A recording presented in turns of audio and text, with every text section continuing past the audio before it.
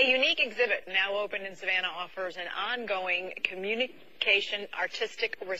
response to human loss as a result of the war in Iraq and Afghanistan. Participants become both creator and observer.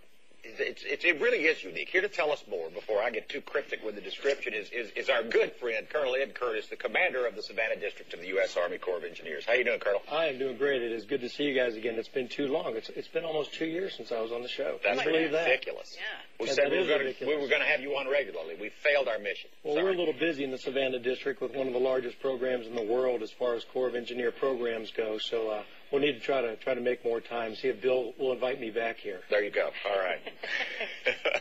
Well, we keep trying to describe this exhibit, and it is so very, very unique. Really, I think I stumble over the words a bit to try to find just the right ones. It's wonderful. We in the Corps of Engineers make periodic trips up to Congress to brief our members on how we're spending the federal tax dollars. And one year when we were up there in the Russell Senate office building, we saw this display, and it was sponsored by Senators Kerry and Kennedy from Massachusetts, and it was put together by a high school art teacher, Marilee Bowers, from Massachusetts, as a way to connect her art students with losses going on in the global war on terror. And I kept getting brought back to it because it was just fascinating. What these art students would do is make little stick figures that would, each figure would represent an individual service member lost in the war. And the figures have the name and date of loss on there. It's apolitical. It's not pro-war or anti-war. It just wants to give an individual face to each loss. And we committed to bringing it to Savannah, and we were finally able to do that. And it's here now through June 30th. That's right, at the Coastal Georgia Center. And it's free and it is free and open 6 to the days public. a week. And Henry and Nancy over at the Coastal Georgia Center have been just wonderful in working with our folks to coordinate that. Well, I was impressed in learning about it. In fact, I then, when I saw the information related to what you all are doing here at Coastal Georgia Center with the Corps Savannah District, I went online to try to find a bit more about some of the other participants in it. And quite frankly, it was sort of stream of consciousness. It became so fascinating. I thought the original idea of being a participant and an observer was intriguing, but I wanted to know more about that. And that's the essence of it, really. It is. Attendees can come over there and they can make their own stick figure to represent someone lost. It'll be added to the memorial. You can spend time there. You can think. You can study those and then take the materials and make your own. You can, and you can look and you can see the artistic input that went into making each figure and how each student or participant that has made one deals with it. And I looked at one that had a little button kind of right where the heart would be. And you appreciate the thought that goes into making that.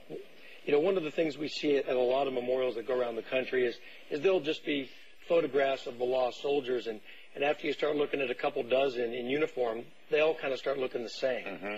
And this really puts an individual face on each loss. Yep. And that was her intent, was to combine the artistic with the actual events, and this is the result of it. But you don't have to have any artistic background to be a part of this at all. It's just from the heart. Gotta have heart. That's correct. Because they're simply stick figures. Right.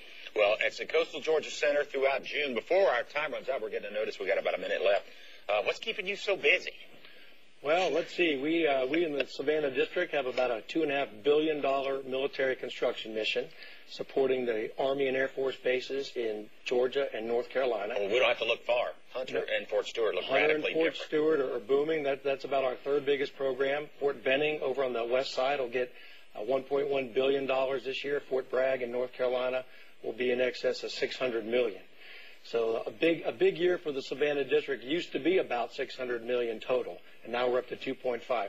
And if you recall from my last visit, we also have a big civil works mission with conducting the study to expand the Savannah Harbor, and with operating the dams on the Savannah River with our big water safety. No controversy associated with either of those. Associated with those, with the drought. In fact, I brought you some Corps of Engineer Earth Day bags that we put out in celebration of our environmental mission, because we also have a big environmental protection mission. Some camouflage water pens. Safety camouflage pens to remind everyone to be safe. Look at that. We had a good news story last week. A couple teenagers' boat capsized when weather got bad, and they were all wearing their life jackets.